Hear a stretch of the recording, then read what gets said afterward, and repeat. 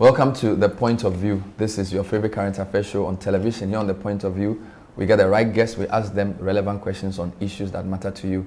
Tonight we have a big guest. He's the founder and leader of the Movement for Change. Some call it the Butterfly Movement. He held a big economic summit on Friday, outlining a number of pillars that he wants to use to transform the country. We'll be quizzing him on his economic plan for the next 50 or so minutes. Stay with us.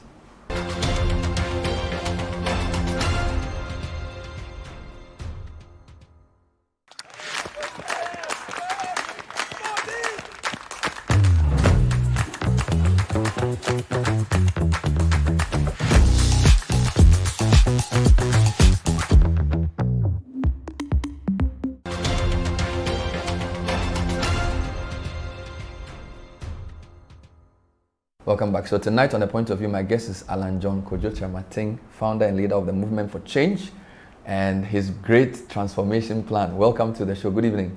Thank you very much, Bernard. How are you doing? Not too bad. You look good. Thank you.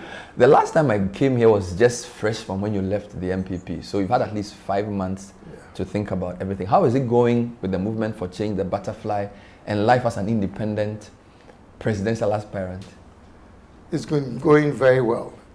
I have been amazed at the show of love and support for the work of the movement.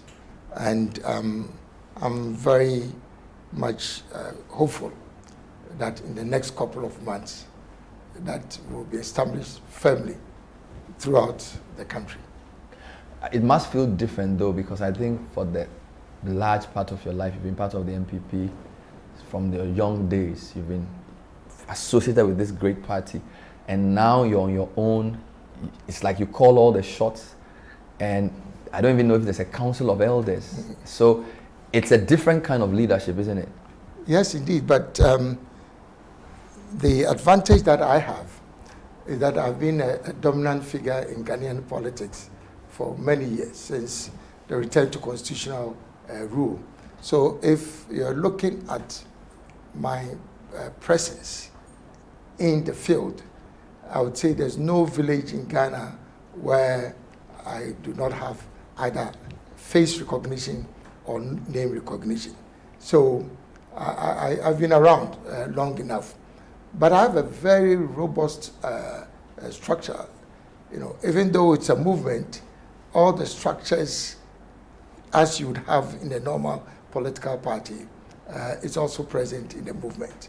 So we have a national advisory team, but we also have regional advisory teams, and we have field operations team, we have a media and communications team, we have a team that deals with the pro-Alan groups, we have a group that deals with identifiable groups, and then many other functional units which work and reinforce each other.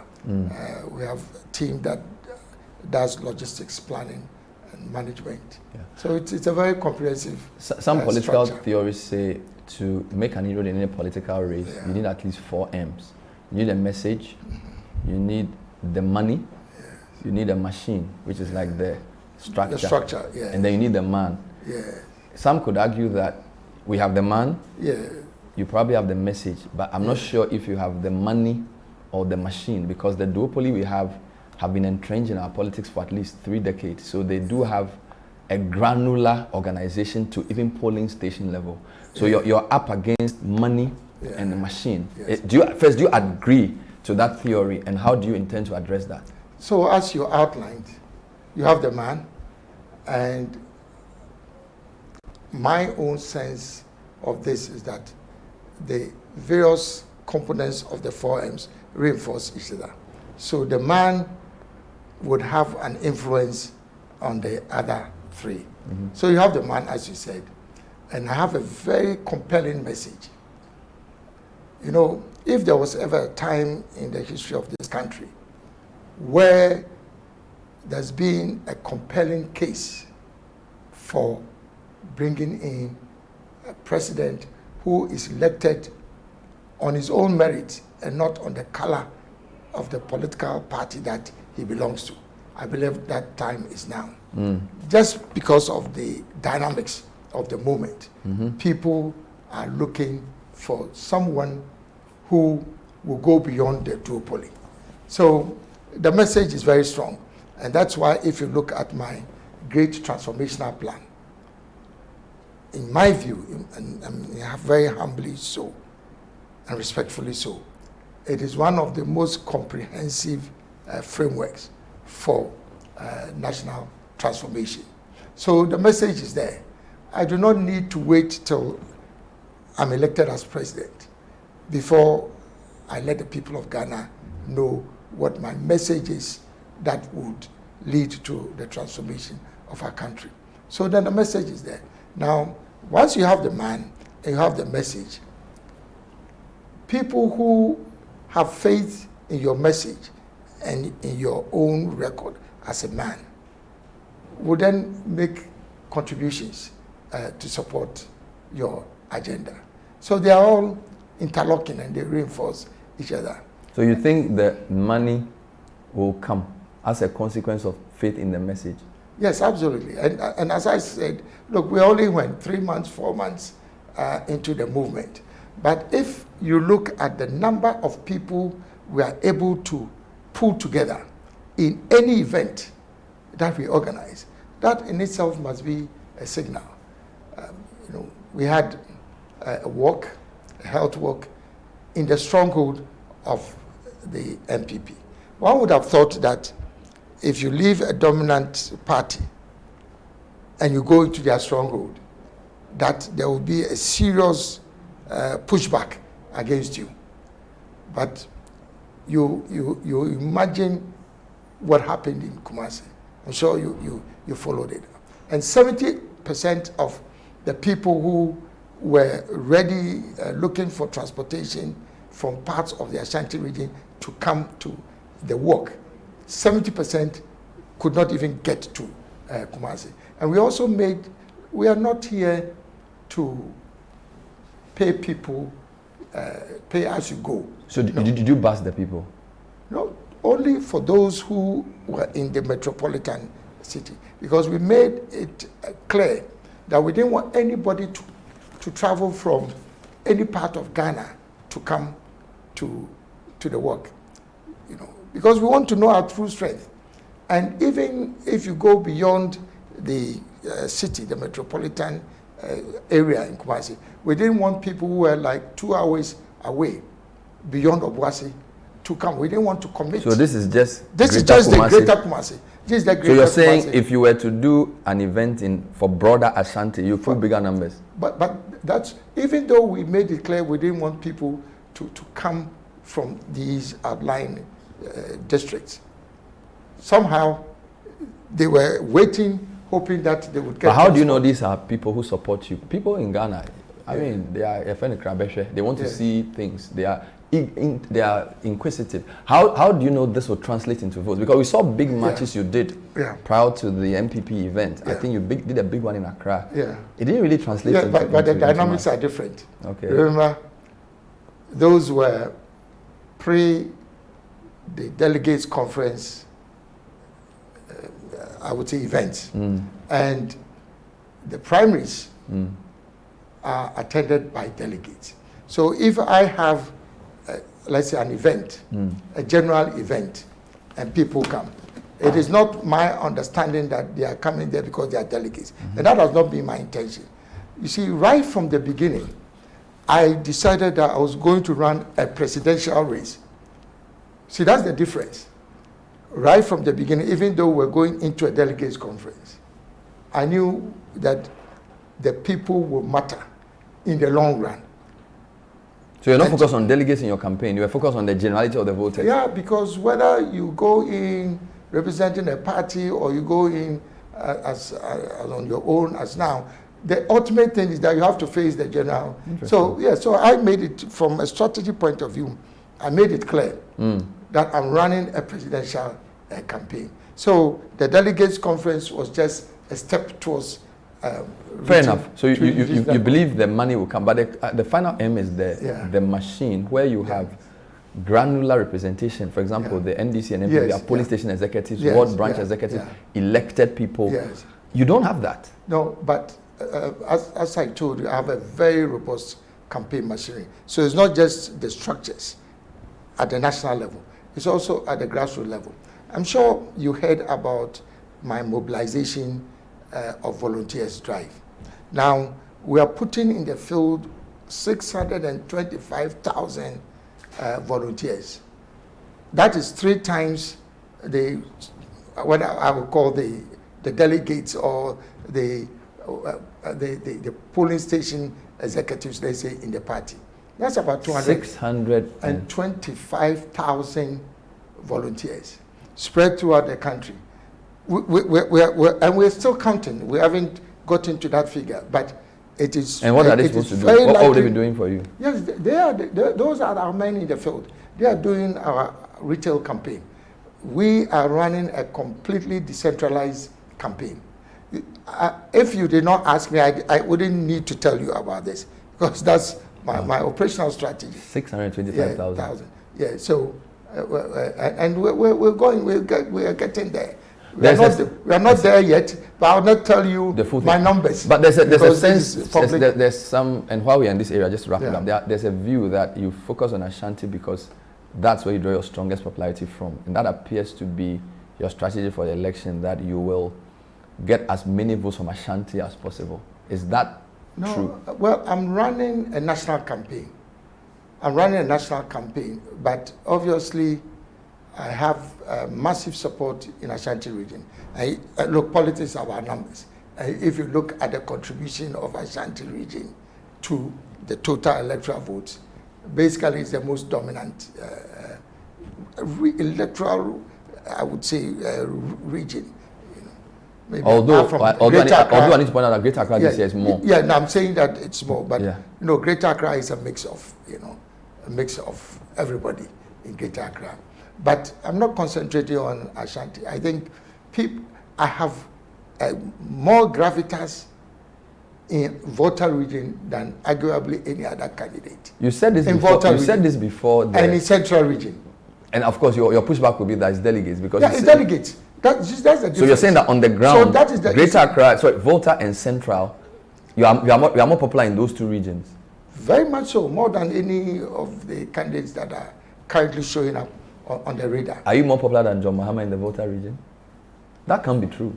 Let's wait and see what happens. Let's wait and see, because you have to understand that even within NPP, it was always generally acknowledged that if it is Volta region, that's Alan's territory. Let us not confuse delegates with a general election. Basically, we are now talking about when you are able to draw a crowd and you are going into a general election. That's different from when you are approaching a delegates conference. People make that mistake, So it's about general election, and that's where the votes will come from. And the other comment I want to make on this, and it's very important, the 2 dominant parties do not have the core voters that they think they have. The number of registered voters of NPP, that's card-bearing resident, are not more than 1 million.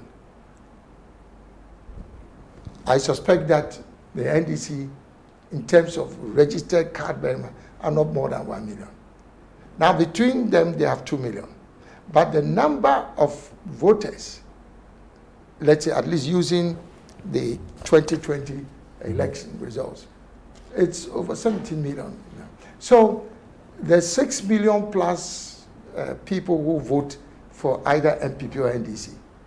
They are not core members of NPP or NDC. These are sympathizers, and many of them are floating voters, independent voters. So the vote count at the general election is not what your core member. So basically, yes, I can grant them. They are starting with 1 million between themselves. The rest is for all of us to compete on. And I believe that I have strong attraction even within those 2 parties, beyond the 1 million core voters that they have between themselves. Obviously, it would be naive for me to think that a registered card member of either of the party, would probably turn around and vote for him. But even then. So are you registering? You said you have 600,000 voters. Are you registering members? Would that not that give you a stronger? Yeah, my point is that part, because if somebody were to say they were going to see you win, what NDC or NPP would say, at least we have 1 million each members. What's the movement for changes push back on that? You have people who support you. No, but how would that translate into votes? But of course, I mean, if people support you, then the proposition is that if your message is right, they'll vote for you. I mean, if you have people following you, obviously, if your message is right, I agree. Although our electoral history, and this is not a delegates conference, but our electoral history for the past 30 years shows that the duopolization of our elections is gotten worse. Indeed, the role of smaller parties has diminished significantly to the extent that now there's none. There's only one independent candidate in parliament. And PNC, CPP, and all these parties, the graph is pointing southwards. So whilst you say that people are looking for change, the evidence from 1992 to 2020 shows that people are actually becoming more NDC and NPP in their voting behavior. Two things that I would like you to reflect on. Do you believe sincerely that generally people are looking for change in this country? Do you believe that? I'm not here to answer questions. No, well, now you are not here to answer questions. You are asking me questions. So that's your premise. So basically, that's my premise. Can develop. That's my premise. People want to go beyond the duopoly. Between the two parties, for the last 32 years, whatever they can do, we have all seen what they can do. People are beginning to ask questions. So if after 32 years, we are in such a deep economic crisis, it was no better during the NDC days. In fact, getting to the end of the NDC, we went to IMF. Getting to the end of the second term of NPP, we are going to IMF. Does it take any level of sophisticated thinking for you to realize, as a Ghanaian, that it is time for a change? I don't believe so. Because the evidence is there. 16 years, at the end, you've gone into IMF. The same, another party, 60 years, you've ended, IMF. So it is clear that we need to try something different. The famous Einstein theory. If you continue to do something in the same way, can you expect a different result? So what makes Alan different? Because we can argue that the 32 years you've described, you've been part of it very strongly. You are Ghana's longest serving trade minister. You had a lot of time under Kufuor, and you had a lot of time under Akufo-Addo. So if people's lives are not improving, you can't all of a sudden come and say you are the alternative. They could say that until September 2023, you're actually part of that problem. Yes, there's no doubt about that.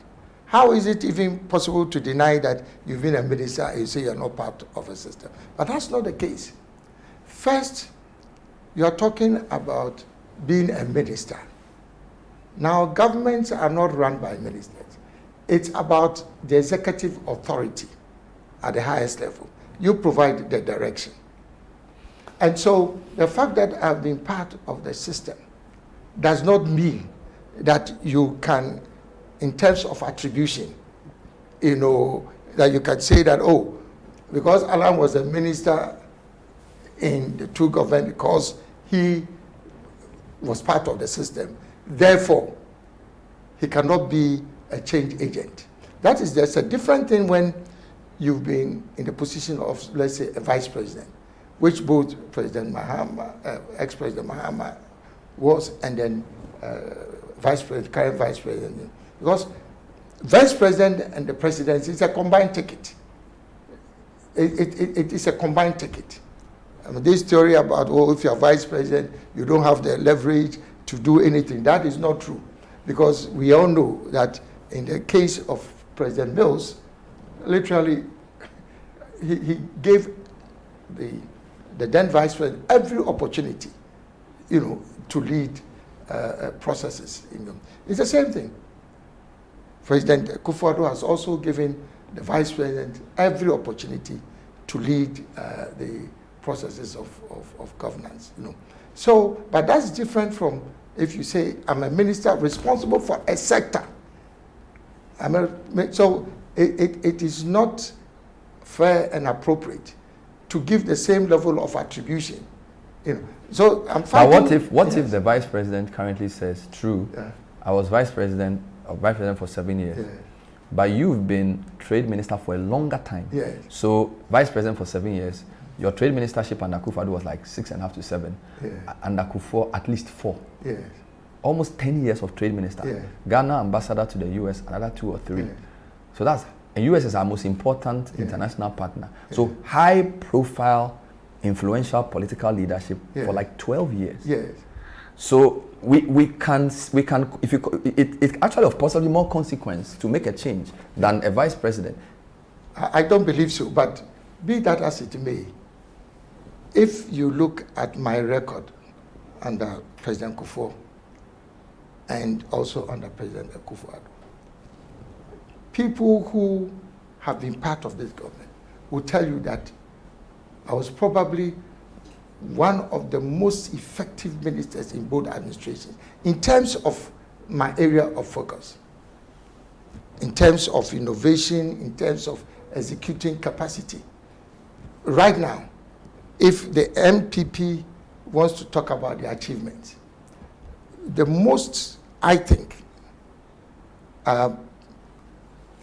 comprehensive and innovative program for the NPP has been the 1 2 3 1 Factory Initiative, has been the African Continental Free Trade Area.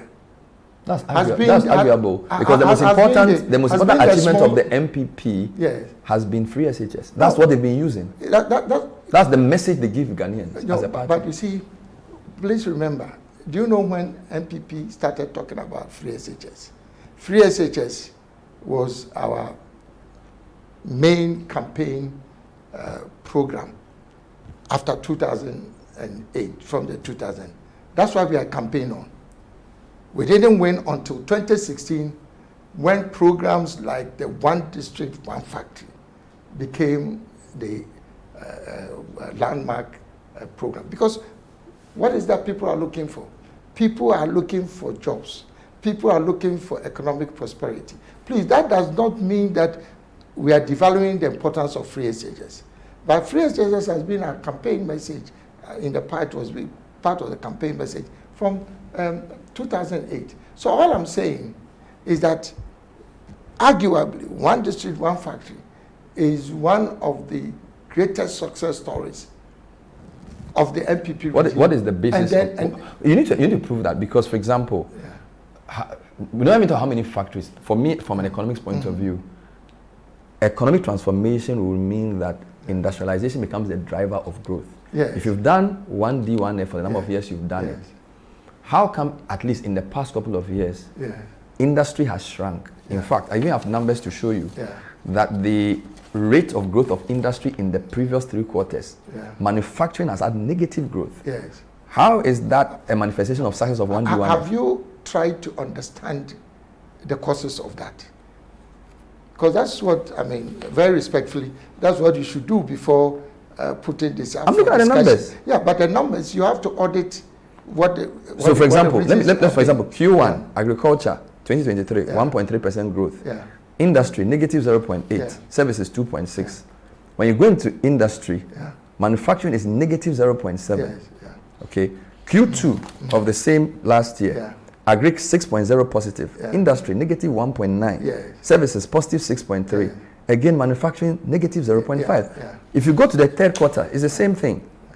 Agri 5.9 positive, industry minus 4.3. Now, if you've run a 1D, 1F for 6-7 years, and you're registering negative industrial growth quarter on quarter, you can't tell me that is the most successful policy. No, but when you talk, but first, I mean, my understanding is that you are saying this because you have some understanding of economics. Now, when you look at the industrial sector, it's not just manufacturing. There are components of industrial sector classification, which has nothing to do with my portfolio. You understand that, you know that. Because you're Minister of Trade and yes, I agree. For water, yes, water mining may not be yours. Fair enough. So what I'm saying is that don't let us get into that, because the kind of numbers you are showing, you have to disaggregate it. The industry is not just. I have mentioned manufacturing as well. No, I understand. But what I'm saying is that, so that's the first thing. Now, what are you talking about specifically if you talk about industrial growth? Then number two, have you tried to do an audit of, we're now talking about one district, one factory. Yes. So I'm trying to understand why you would generalize in terms of the effectiveness of, so let me explain. of a program based on these statistics. I'm saying that if 1D, 1F is, your statement was that 1D, 1F is you don't believe that's what you're saying. Yes, and I'm trying to say to you that cannot be true. What cannot be true? The statement you made that 1D, 1F has been one of the most successful policies of the NPP government. And I'm using manufacturing sector growth, the negative sector growth, as evidence of that. Yeah, but what I'm saying is that when you, in economic statistics, when you provide the statistics, you cannot talk about the fact that it means that the program has not been successful. That's number one. I mean, very respectfully, I think it is a bit superficial in terms of the analysis. You provide in an interview statistics, and you say that because of that, NPP cannot say, or I cannot say, because I've been the prime mover. So maybe you should prove of the program. Maybe you need to prove it has been the most. You need to prove one of the Beyonce. most successful. So fair enough. You need to you need to prove, when we come back from the break, you need to prove to me why 1D, 1F you believe was a successful program. Maybe that's where the question should be. Why I believe yes. Since you have provided evidence of that. Yeah, when you say something is a success. Yes. Number one, what was it designed to achieve? I mean, you're talking about why is it so? What was it designed to achieve? Number one, it was designed to decentralize industrial development. Because we know from our past history that there's been an over-concentration of industrial activity in Greater Accra, Tema, basically, and then to some extent, maybe Kumasi. Now, the most important contribution of the One District One program is making sure that we bring industry to the doorstep of all Ghanaians, decentralize the industrial. If you're talking about success, that alone, it's a major success factor. Number two, it was designed to create employment, particularly in urban, peri-urban, and urban communities. Now, I don't know what has happened since I left, but at the time I was leaving, at least 160,000 jobs. We're not even counting the multiplier effect on indirect jobs had been created, you know. So on that basis, yes, it's a success because you've been able to create them. Number three, you are talking about adding value to the raw materials of your country. And that has been done through One District, One Factory. You don't know enough about the 1D, 1F. Otherwise, you'll not be saying the things you are saying. So that's number three. No, that's number three. And number four, you are providing the basis for expanding the potential for exports in Ghana. If you look at what has been done with the 1D, 1F goals, it has been a success. Number five, you are also providing an opportunity for import substitution to start producing in your own country things that you are currently importing. If you look at the mix of the companies, to a large extent, that is also being done. So you give me five examples. So I'll give you 5 examples. Which is good. I'll take a break. You give me 5. I asked for 2. You give me 5. Thank you. We're talking to Alan Kyerematen. He's the founder and leader of the Movement for Change. We'll get closer into his economic plan when we come back. Big questions around the current situation with taxes, exchange rates, the macroeconomy, the debt exchange program, the IMF program, all of that and more when we come back. Plus his approach to economic governance. All of that. Stay tuned.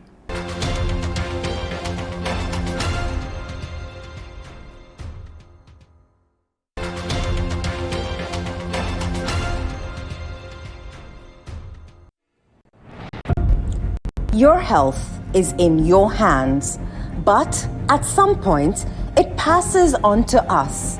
At Mintuba Hospital and Coloproctology Center, we believe that quality healthcare isn't a privilege, it's a right. Equipped with cutting-edge technology, we are fully prepared to effectively deal with all colorectal and proctological conditions. Our team of highly skilled doctors, surgeons, and nurses are renowned for their expertise in minimally invasive and painless laser, ligature, and lungoproctological surgery. We are committed to providing a wide range of services to meet the diverse needs of our patients. Mintuba Hospital, your health is our priority. Visit Mintuba Hospital today or call us at 0244 581 541 or 0271 054 204. Mintuba Hospital, in to serve a peculiar health need. Whether it's 1924, 2024, or 2124, we've always known that you are driven by your sense of safety and well-being. It is what drives us to see you through from start to finish, from small to big. And in the last 100 years, as you have evolved, so have we also expanded to serve you in many ways. From cradle to grave, with expertise in insurance, life, pensions, properties, health, and for those beautiful memorable goodbyes. It's 2024, and in all our markets, our pedigree is recognized, our strength respected, our expertise valued, and our solutions sought by all who desire an advantage in life. Experience the time-tested and truly trusted 100 years legacy of Ghana's oldest insurer. Take charge of your future now. Insurance, life, pensions, property management, funeral services, health insurance. Enterprise, your advantage.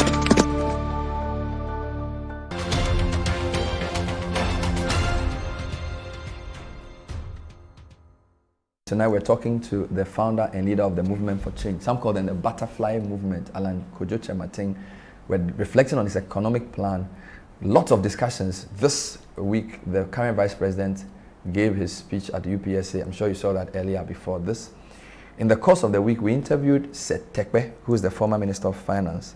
And he says Ghana is experiencing its worst punitive tax regime ever.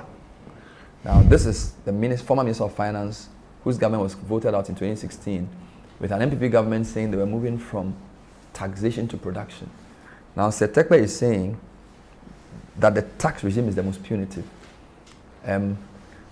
You don't work for NPP, you're an independent person, but I just want your thoughts on tax, because it's the biggest issue for the past 2 weeks. There's been emissions tax, people are angry, 15 to 21% VAT on electricity.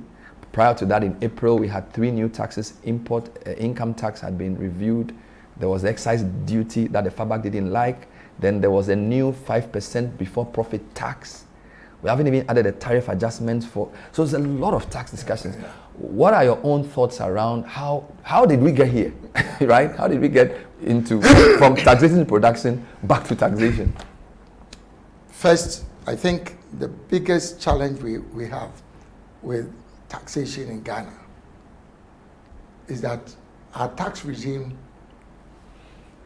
is turned upside down. When I say upside down, if you look at the most successful economies in the world, and you look at the structure of their tax regime or the architecture of their tax regime, you find that the greater contribution to tax revenue is from direct taxes and not indirect taxes. In Ghana, we've turned this upside down for many years, and we've put more emphasis on indirect taxes than direct taxes. And the only reason why we've done so is because we think that it is easier for us to collect money from indirect taxes than from direct taxes. But if you look at what spurs growth and transformation in the economy. It is the private sector and not government. And if your indirect taxes, let's say duties, levies on imports, for example, in an economy that is highly import dependent, if that is the nature of your tax regime, then obviously it means that the cost of production in Ghana will be very high. Now, if your cost of production is high, it means that your private sector will not be competitive. If they are not competitive, they cannot compete on the domestic market, and they cannot compete on the export market. So it means that even though you think you are being smart, that it is easy for you to collect indirect taxes through duties, port duties and things like that. In fact, you are killing your private sector. If you kill your private sector, then they are not likely to be able to pay the contribution or pay taxes. So indirectly, you think you are collecting direct taxes, but then it means that you are also reducing their ability to contribute to corporate tax or direct tax. So you are robbing Peter to pay Paul. Now, so that is a fundamental change that needs to occur. In those countries that understand what taxes do to an economy, they make sure that they reduce taxes and levies and make their private sector more competitive. When they've made money and they've made profits, then they can tax them. And then also, when the private sector grows and they employ more people, then it means that people can then contribute to direct taxes through payee.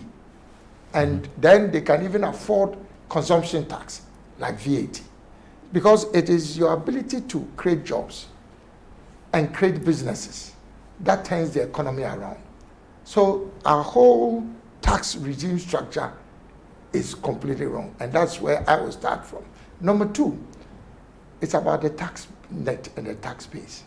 If you have a large informal sector, then obviously you cannot apply your tax regime to a broad section of your population. And that is why in Ghana, only a few people are in the tax net. And then, because of that, the burden is very high. And they have no appetite to pay the taxes. So one of the things we need to do is to formalize the informal sector. And how do you do that? You do that by providing institutional support for the micro enterprises to grow into formal companies. And that was one of the things I did when... Fair enough. But did you, in May last year, when you were still minister, the government introduced 3 new taxes: the Excise Amendment Act, Income Tax Amendment, and the Growth and Sustainability Levy. A lot of the people in your industry, like FABAG, AGI, were not happy with these taxes, yet they were passed anyway. Then there was also the very controversial e-levy, which was pitched as the antidote to IMF. It was pitched and implemented, very unpopular.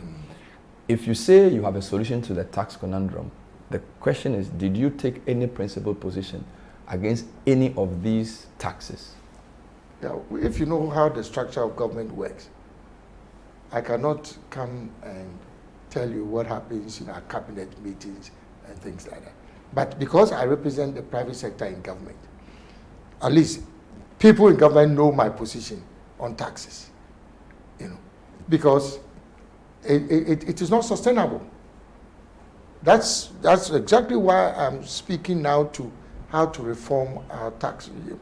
So you cannot assign responsibility for the type of taxes that were imposed to me as a Minister for Trade and Industry, and because basically it's a collective decision. But to the extent that private sector manufacturers, AGI, will be harmed, some would feel you needed to probably have been a bit more strident in your position, if that's what you are asking us to believe, because the AGI and all the bodies you represent were very loud that these taxes were going to harm their businesses, and you are their spokesperson in the government. Yeah. But we did not hear you speak against e-levy, when for you example. say you did not hear me speak, yes. Very respectfully, Bernard. Yeah. The government, we don't work like that in government. If you ask the AGI, Guta, they will tell you what my representations have been in support of them within government. But so your argument did not hold. Government, within the government, the view you carried did not prevail. But obviously, it's a collective decision. If, for example, cabinet decides that this is the kind of tax basket of taxes that will be applied, the decision is a collective decision. It goes through cabinet, and more importantly, it goes through the House of Representatives, I mean Parliament. So if Parliament, in their collective wisdom, if they pass these taxes, then it is not an Alan's problem. I'm telling you what I believe in, what I've believed in before, and what I will do if I'm president of the country. So I'm speaking to what I believe in. I'm trying to understand something. When the NPP came to office, we were told about the public management team and the brain. So Dr. Bawumia mentions Yao Safo Mafu. He mentions your name. And then he mentions the late Anthony Akotose. And he mentions a few other names who were supposed to be the crack economic minds. I wonder how that team worked and whether, because the state of the economy at the end of 2022 was pretty bad. All right? Does that team, that so-called crack team, do they not have to look at themselves closely in the mirror to apologize to Ghanaians for the state of the economy, at least until you left the NPP? But I'm not the economic management team. You've mentioned so many other people. Yes, I'm key. And I'm saying that it is not prudent for any politician to come and sit on, let's say, public broadcast medium and start talking about the deliberations in let's say, the economic management team. So, yes, I've been part of it, but I'm saying that my views on many economic issues have been well known and have been documented. Within the government, but not for the public. No, I'm saying that I've said it publicly. But when you are within government, it's a different thing. Some people should have resigned earlier. Yes, but have you heard that before? I've heard some that people before. say that if Alan is pitching himself to the public as a different, an alternative, he probably should have left the NPP much earlier when he felt that the economic direction of the country, for example, prior to August 2022, when everybody was urging the government to go for the IMF program and they were resisting, some people felt that that was the time when you should have said, look, I've had enough of this. You stayed till after the primary. Yes, because, and I will say with all pride, that I was one of the few people in government who stood fiercely and encouraged that we go to the IMF. Like I said, it's not everything that we can discuss in public, but I've made this public information or public pronouncement that when the finance minister had decided that openly, and this is not something that I'm coining or something, he had declared openly that we're not going to the IMF. And I was one of the few people who said that, looking at the circumstances of our economy, we had no choice, that we have to go to the IMF. And basically, we went after that. And that's why you realize that I was one of the only, I was the only senior member of the government that initially, I'm not saying throughout the period, but initially, I was the one who went on public medium or media to defend Ghana going to the IMF. So what else would you want me to do? At that point, yes, it is true. Some of my supporters were saying that, oh, the thing is collapsing. Why don't you leave now? But I don't operate like that. Because if I have been the champion of us going to the IMF so that we can ensure that the country does not collapse beyond repair. If I'm leading that effort, and that effort has now been let's say, initiated, then would it make sense that immediately after fighting for that cause, then you exit? Let's talk No, about that let's was talk the about the reason. import restrictions bill in 2023 October, just a month after you left. Your successor announced government's plans to lay the bill before Parliament to restrict a number of items, including offals, rice, and a number of things. I think that there are two reasons for this: balance of payment support, and then stabilization of the currency, among other things like protection of domestic infant industry. The AGI supported it. The Guta did not support it. What's your view on that? So sort of they shelved it in December. What's your view on this import restrictions? Because you didn't introduce such a thing in your time, did you? Yeah, it's only because people did not know what was going on in the corridors of power. I took a memorandum to cabinet requesting government to take a firm decision on restricting imports.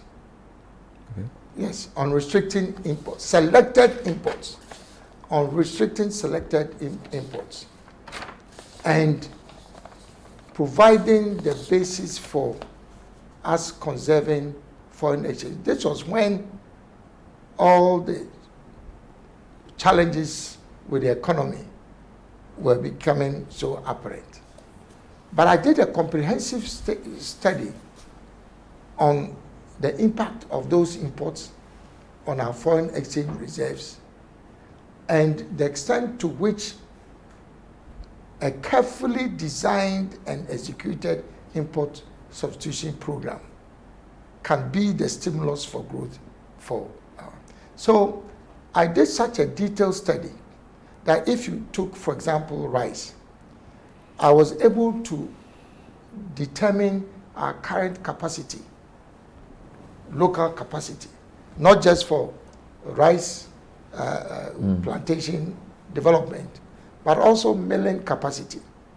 So I knew that if we're importing, let's say, $1 million of rice, and we currently have the capacity only to produce, let's say, 100,000 worth of it. It means we have a gap of 900,000, which without any challenge we have to import. So I put together a program for enhancing the capacity of local rice producers year by year, and then use that to determine the level of restriction of imports over a period of time.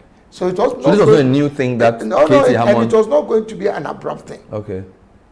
It was not going to be an abrupt thing. It was not as if we're going to just withdraw the So why didn't you importation. see? So what happened? Why couldn't you see it through? But why are you asking? Because No. I was So not I'm just saying. So I'm just basically, saying what that- he brought was what you started. So yes, and it Okay. was a very comprehensive program. Okay.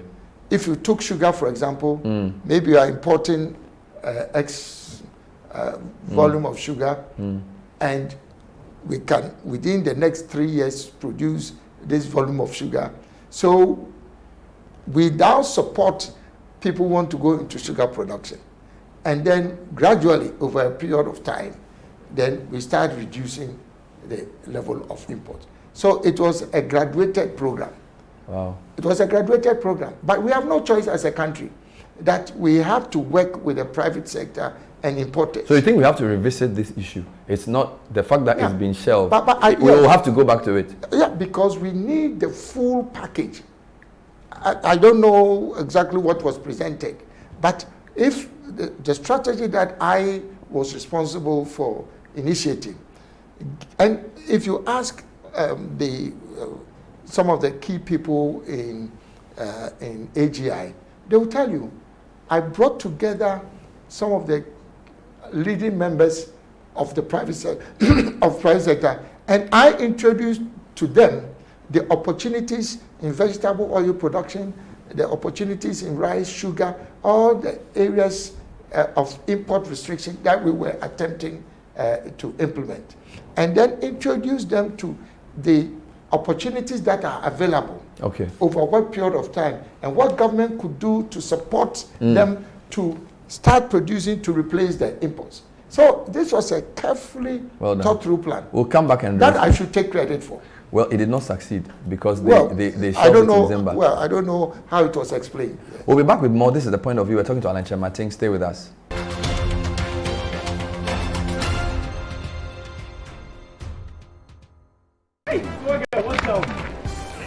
How far with your internship? To be honest, I'm so nervous about starting this new role on Monday. Oh, please. I know you'll be great at it. You should be worried about what benefits they have. Example, do they have health insurance? I doubt they will have that for interns. But no shaking. I have NHIS already. After you son a line, tin.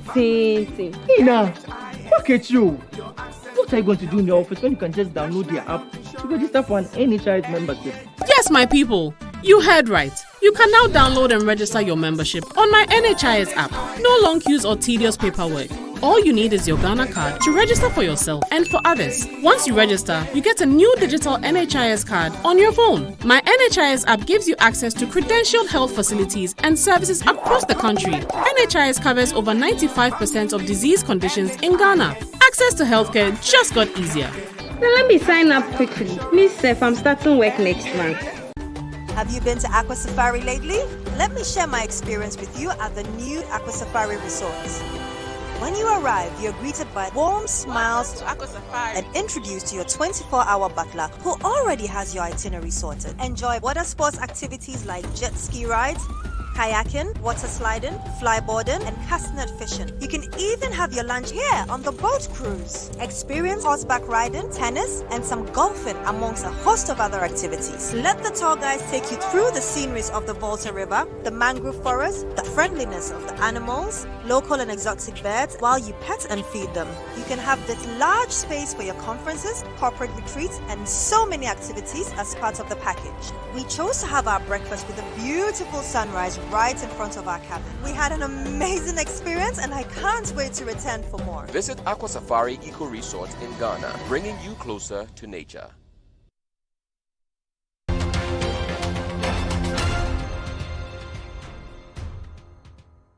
Welcome back to The Point of View. Tonight we've been chatting to the founder and leader of the Movement for Change and also independent presidential aspirant Alan Kyerematen. Not aspirant, candidate. Oh, okay. Has the EC declared who the candidates will be? I think that it is the EC that will let us know. Okay, all right. Okay. So yes, he's an independent presidential aspirant hoping to be a candidate. But be that as it may, we've been talking about the economy. So we've spoken about the two leading parties. We've spoken about the economy and how it's struggling. So how different is your economic management approach or economic policy from what we've seen over the past 30 years? So first, let's talk about the content of the policy, because that's where the major difference comes from. I have come out with a very detailed, comprehensive economic program, which is contained in the Great Transformation Plan. I've submitted same to, I would say, public discourse and dialogue in the National Economic Summit. And this summit or conversation had participants from political parties, from the TUC or labor unions, from the private sector, from GUTA, that's from AGI, from GUTA, from the religious faith-based organization, from, I would say, stakeholders from all over the country. So my economic policy prescriptions is what I have submitted for validation by let's say, by Ghanaians. And these are not just manifesto type promises. So for example, I am not making a promise that I will reduce inflation. I tell you specifically exactly what I will do to reduce inflation. So I have 152 policy prescriptions for dealing with the economic challenge. 152 policy prescriptions. Yes, 152. We haven't come to governance. No. This is just economy. This is just economy. 152. And it cuts across first the macro environment, which is basically inflation, interest rate, debt, so on and so forth. Then there's industry, there's industrial transformation, then there's a revolution in agriculture, and then there's tourism. So you have 152 different policy solutions. This is not analyzing the problems. Very concise solutions spread across these 4 focus areas. Just on the economy. And you're saying this is not manifesto?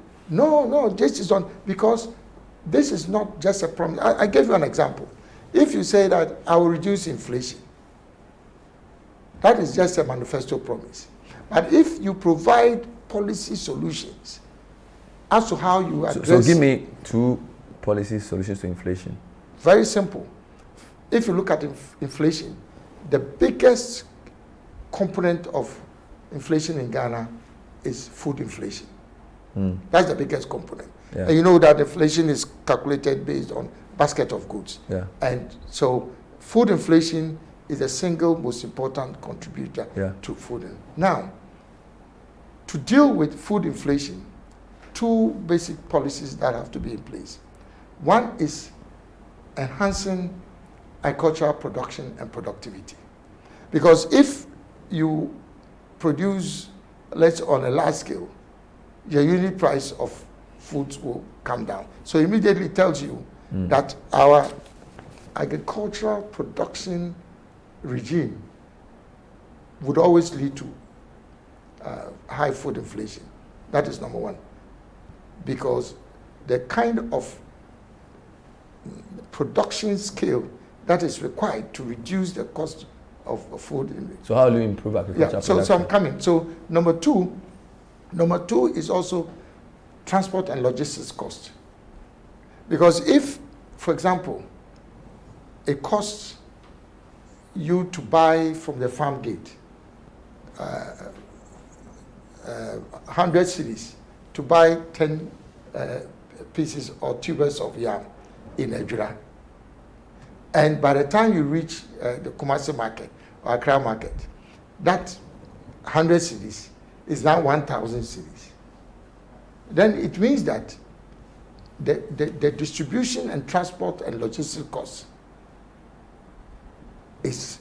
We understand that. So what we want to know is how... So you have to reduce that. So how will you reduce that? No, but so basically you have to provide incentives to improve the distribution and marketing regime.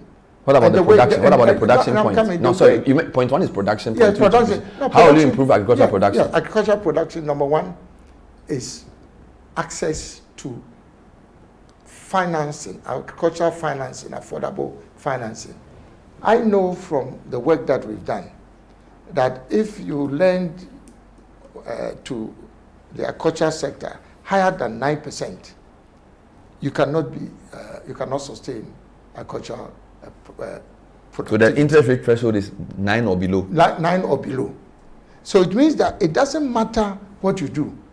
If you want to be competitive in agriculture, and that's how increase agricultural production and productivity, then you have to have a different agricultural financing scheme. So that's number 1. Number 2, irrigation.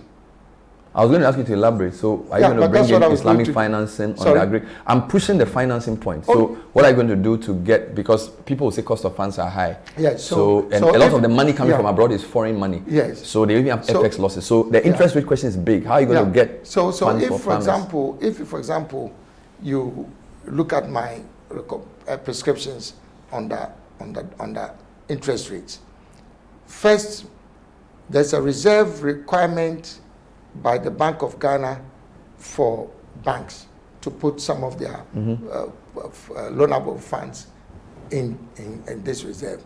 Now we've made a proposal that a certain percentage of that, which lies with the central bank, at basically they have not given the banks any interest on it, but then that can then be pushed to the commercial banks for on-lending to the let's say for agricultural financing, at significantly below market rate.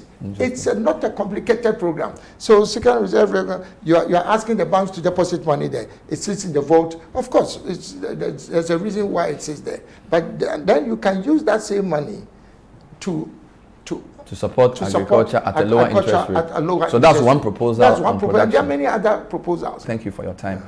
Thank you. We're talking to Alan Kyerematen, who's the founder and leader of the GTP, but he's also an independent presidential aspirant, candidate when the EC declares him to be so. Be that as it may, it's been great talking to him as ever. Thank you for watching tonight's edition of the program. We'll see you next time. Bye-bye.